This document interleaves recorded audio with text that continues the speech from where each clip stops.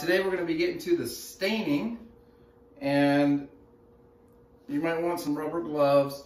You can actually brush stain on. Some people do. Pretty much any shop I worked in, we use like a cotton t-shirt rag to apply the stain. So before we get started with staining, I'm going to talk a little bit about stain. Stain is different than paint because stain actually stains the wood. It doesn't sit on top of the surface of the wood, hiding the wood. It actually, it allows you to see the wood. So the stain, it soaks into it and it actually brightens it. It changes the color. Oftentimes it brings out the contrast in the wood grain, and it's a beautiful product. Now this is also a dark walnut, and it's actually the same brand as this one. I'm going to use this one here. I bought some of these 3 times faster, the premium Varathane, which I don't really like too much. I prefer the original. The original is a lot thinner. It's more likely to splash, but with this product here, it goes on thicker and it actually starts to dry. I typically recommend to apply the stain to the entire surface, but then you're going to want to wipe off all of the excess stain. With this product here, it starts to dry before you even have time to apply it to the whole surface. And when this product dries, it's sticky and it will not wipe off. And you know, one technique that I use to get it, I may put a little bit of mineral spirits in my rag and then wipe over it and kind of get that excess off. But once this product dries all the way, the only way to get it off is to sand it. It will not break down with mineral spirits. Most stains you can still get off with a mineral spirits or lacquer thinner. This product, no. So I stay away from this. I don't like it. But maybe you do like it. Maybe you've worked with it and you like it. That's okay. But for me, I stick with the original. I actually mostly used Minwax in the past. But I actually there are some Minwax ones here. This is the Varathane. I like the Varathane as long as it's their original product. Okay, so let's get to this. It's nice to get these little can openers. They're about the best thing. You can use screwdrivers or anything else, but I'm gonna blow the dust off the top of that can so it doesn't get down in there. Probably wouldn't really affect it too much, but. Now you want to be really careful when you're working with stain. You want to make sure you're wearing clothes that you don't mind getting stain on. I kind of wear these flannels because they hide stains pretty well. But yeah, I already said that I covered this table with cardboard. You don't want to be using stain on the kitchen counter in your mom's house. So as we get ready to stir it, I'm going to go ahead and show you what it's going to look like in the bottom of that can. See, that's all that solid stuff. Oh, see, look, I'm making a mess already. See, that's why you want to wear shoes and pants and stuff that you don't care about, because it splashes really easy and it makes a mess. But I'm all prepared. I wore the right clothes. Now, I'm usually a little more careful than that, but just in case, you want to be ready. So we're going to go ahead and stir that, and we're going to scrape it off the bottom, and we're just going to stir it. And it'll take a little while, but we want to mix it really well. We want to get all of that scraped off the bottom. We want to keep stirring till there's no more chunks in there. And a little side note, I've had 2 students that spilled stain on their brand new Jordans and completely ruined them. They couldn't get it off. So you may not want to wear nice shoes when you're working with stain, or when you're around others that are working with stain.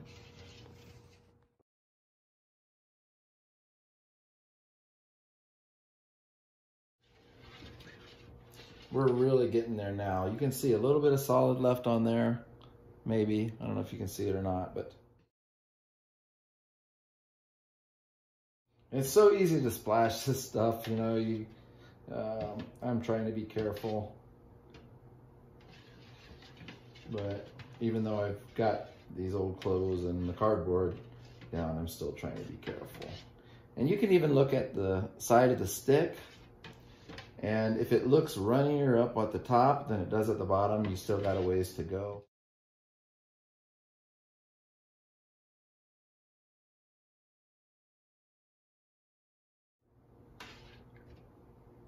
Okay, now a lot of you, you're gonna probably be getting smaller cans of stain for your projects. It shouldn't take this long to stir.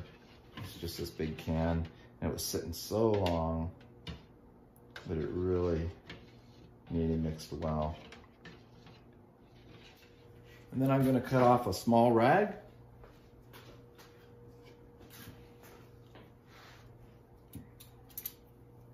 Like I said, if you use a smaller rag, you're gonna waste a lot less stain. And it would be every bit adequate to do the job. So just something like that, even half that size, something like that, even half that size would be fine. Okay, so I'm just gonna take the rag, I'm gonna kind of fold it over here. I'm gonna go ahead and just dip it in there. And you can put it on pretty generously. We'll go ahead and start in these corners here. See where it's kind of white? We're gonna wanna make sure we squeeze it into there, really get it wet deep down inside of those corners. That's kind of why I start with the corners. It takes a little longer. And you know, as you saw, I didn't finish sanding out where the student had, I just thought that would be too hard. And I'm using pretty much the same color anyway.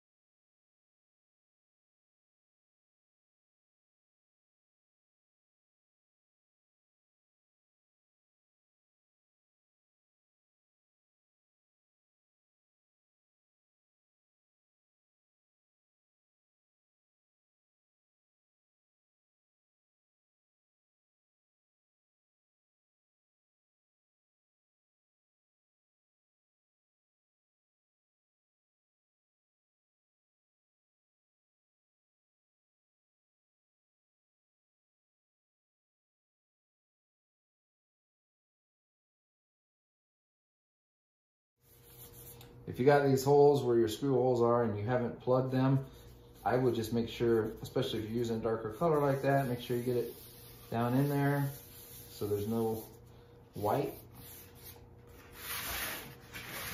I shouldn't be sliding on that table. I don't want to get scratches on the surface. Cardboard's usually fairly safe. And I already cleaned it off. I blew the dust off of it and any sand might have been there.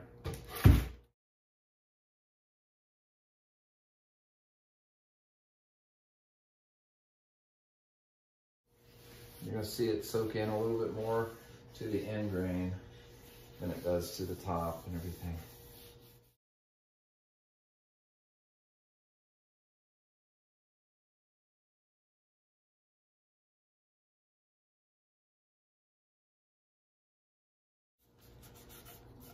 If there's flaws in the wood, like this hole here, you're gonna wanna make sure you get it down in there. You just wanna make sure that there's no spot that doesn't have stain on it. And then once you're there, you can leave it on for a little bit, but normally I wipe it off pretty quick after I'm done because you're depending on that color to soak in and penetrate into the wood. And then I just take another rag, like maybe just a larger one. I'm gonna wipe it off. And once you wipe it a little bit, it's not too bad to handle. You're not gonna get a lot on your skin from it.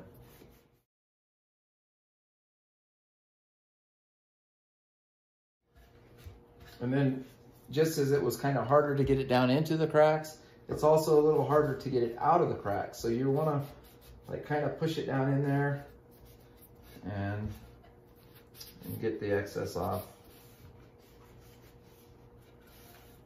You can see how it brings out the contrast in that wood grain a lot more than what it did when it didn't have any stain on it. And actually, even though you wouldn't typically make this kind of stool out of 2x4s, I mean, there's a whole process involved with making panels and joining your wood and planing it down and making panels and planing it again just to make your boards to make this. It's good to learn that process. Typically 2x4s aren't used for this, but they're really cheap. And so it's good for a project to learn these skills. And it actually looks a lot more beautiful than I would have anticipated.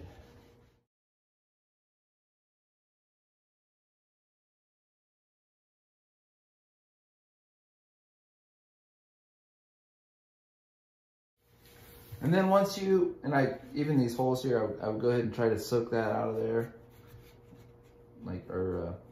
Try to dry it out as much as you can. And at this point, I just make sure I don't leave any fingerprints, because if you touch it, and you get those oils on your hands, it can leave fingerprints. So you just want to rub it one last time. Make sure that all the extra stain is off and there's no smudge marks or anything. So once you have it all wiped off, it should look nice and even like this. I'm going to move it out of the way so I don't splash it. And I'm going to try to get some of this stain out of the rim here. It does tend to get in there, even if you're careful. I try to save as much as I can. Get it out of there as much as you can. Over time, if you keep putting the lid on, you got a bunch of junk built up in there, it's going to start drying up in there, and it's going to make it harder to seal the lid. So I would take a rag and just try to get the excess out of there first. And it will help your stain last longer if you do that. Normally I try not to be so messy, but letting you see what happens when it gets messy. And why you want to wear old clothes. Even if you're careful, when working with stain, it tends to get messy at some point.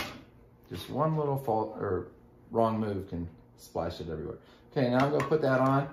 And like I said before, sometimes I'll drape a rag over it before I put it on, or before I tighten it. I'll just go ahead and do that. Especially if you don't clean out the rim first, because it's gonna just spray out fine particles that might get on your clothes and different things. And maybe your project, if your project's too close. But I'm gonna go ahead and press that down. Okay, so that's how I apply stain. Remember that the most important part is the surface preparation. And then of course, you're gonna wanna make sure that everything gets covered when you stain it and everything taken off completely, so that all that's left is the stain that's soaked into the wood. And we're gonna let this set for probably 24 hours. And then I'm gonna do another video showing you how to apply the clear coat. Some of you have already seen these demonstrations in class. I've shown you how to do this. I've worked with you. But since you're going to be finishing your projects at home, I'm hoping that these videos jog your memory and help you remember some of the things to look out for when doing it. And hopefully you can reference back to them multiple times if you need your memory jogged as you're working on it. So look forward to that video, the finishing video that I'm going to do next. And hopefully your project turns out great. What was I thinking? I should have wore 2 gloves. Thank God for mineral spirits.